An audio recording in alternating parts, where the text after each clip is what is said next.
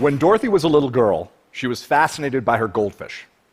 Her father explained to her that fish swim by quickly wagging their tails to propel themselves through the water. Without hesitation, little Dorothy responded, "Yes, Daddy, and fish swim backwards by wagging their heads." In her mind, it was a fact as true as any other. Fish swim backwards by wagging their heads. She believed it.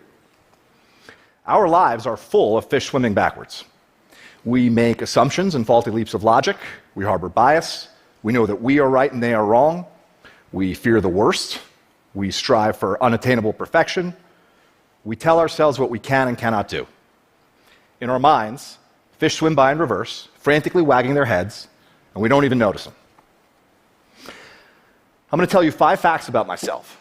One fact is not true. 1, I graduated from Harvard at 19 with an honors degree in mathematics. 2, I currently run a construction company in Orlando. 3, I starred on a television sitcom. 4, I lost my sight to a rare genetic eye disease. 5, I served as a law clerk to 2 U.S. Supreme Court justices. Which fact's not true? Actually, they're all true. Yeah, they're all true.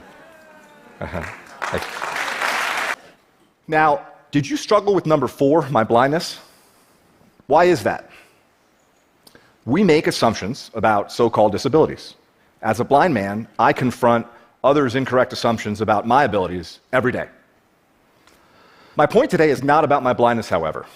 It's about my vision. Going blind taught me to live my life eyes wide open. It taught me to spot those backward swimming fish that our minds create. Going blind casts them into focus. What does it feel like to see? It's immediate and passive. You open your eyes and there's the world. Seeing is believing, sight is truth, right? Well, that's what I thought.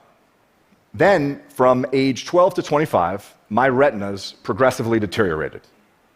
My sight became an increasingly bizarre carnival funhouse hall of mirrors and illusions. The salesperson I was relieved to spot in a store was really a mannequin. Reaching down to wash my hands, I suddenly saw it was a urinal I was touching, not a sink, when my fingers felt its true shape.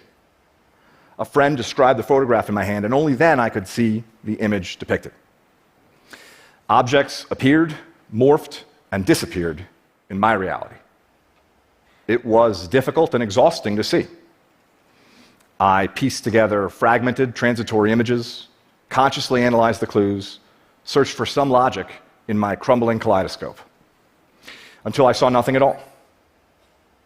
I learned that what we see is not universal truth. It is not objective reality.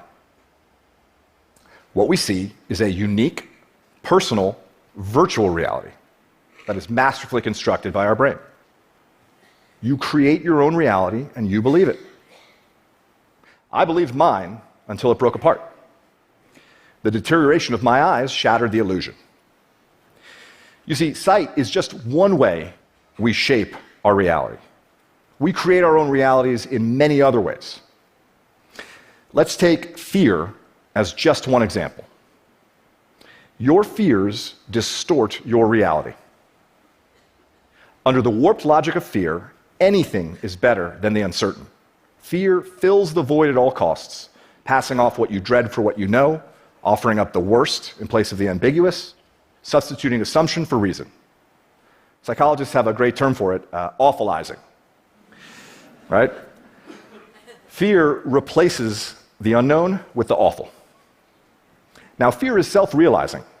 When you face the greatest need to look outside yourself and think critically, fear beats a retreat deep inside your mind, shrinking and distorting your view, drowning your capacity for critical thought with a flood of disruptive emotions. When you face a compelling opportunity to take action, fear lulls you into inaction, enticing you to passively watch its prophecies fulfill themselves. When I was diagnosed with my blinding disease, I knew blindness would ruin my life. Blindness was a death sentence for my independence. It was the end of achievement for me. Blindness meant I would live an unremarkable life, small and sad, and likely alone. I knew it. This was a fiction born of my fears, but I believed it. It was a lie, but it was my reality, just like those backward swimming fish in little Dorothy's mind. If I had not confronted the reality of my fear, I would have lived it. I am certain of that. So, how do you live your life eyes wide open? It is a learned discipline. It can be taught. It can be practiced. I'll summarize very briefly. Hold yourself accountable for every moment, every thought, every detail.